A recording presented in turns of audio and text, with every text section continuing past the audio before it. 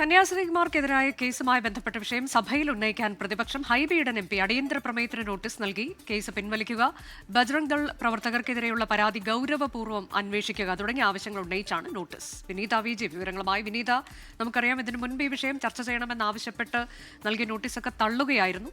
ഇന്ന് കൂടുതൽ ആവശ്യങ്ങൾ ഉന്നയിച്ചുകൊണ്ട്, അതായത് ഏറ്റവും പ്രധാനം ഈ കേസ് റദ്ദാക്കുക എന്നുള്ളതാണ്. അതുൾപ്പെടെ ആവശ്യങ്ങൾ ഉന്നയിച്ചുകൊണ്ട് ഒരിക്കൽ കൂടി പ്രതിപക്ഷം ഈ വിഷയം പാർലമെന്റിൽ ചർച്ചയാക്കാൻ ശ്രമിക്കുമെന്നതാണോ?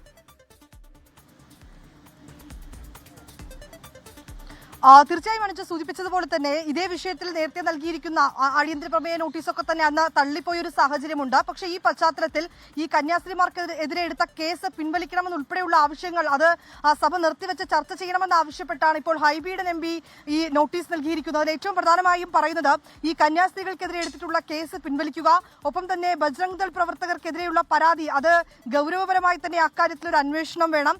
മതപരിവർത്തന ആരോപണം നേരിടുന്നവരെ എൻഐയുടെ അന്വേഷണ പരിധിയിൽപ്പെടുത്തുന്നത് അവസാനിപ്പിക്കുക, ഒപ്പം തന്നെ ബജ്റംഗ് ദളിന്റെ നേതൃത്വത്തിലുള്ള ആദിവാസികൾക്കെതിരായ ആക്രമണങ്ങളിൽ ആവശ്യമായിട്ടുള്ള നടപടിക്രമങ്ങൾ സ്വീകരിക്കുക, സാമുദായിക ഐക്യം നിലനിർത്തുക എന്നിങ്ങനെ 5 ആവശ്യങ്ങൾ ഉന്നയിച്ചുകൊണ്ടാണ് ഇപ്പോൾ ഹൈബി എം പി ഈ നോട്ടീസ് നൽകിയിരിക്കുന്നത് അടിയന്തര പ്രമേയത്തിന്. ഈ സഭ നിർത്തിവെച്ച ഈ വിഷയങ്ങൾ അടിയന്തര പ്രമേയത്തിലൂടെ ഈ നോട്ടീസിലൂടെ ചർച്ച ചെയ്ത് അക്കാര്യത്തിൽ ഒരു തീരുമാനം ഉണ്ടാകണമെന്നാണ് അദ്ദേഹം ആവശ്യപ്പെട്ടിരിക്കുന്നത്.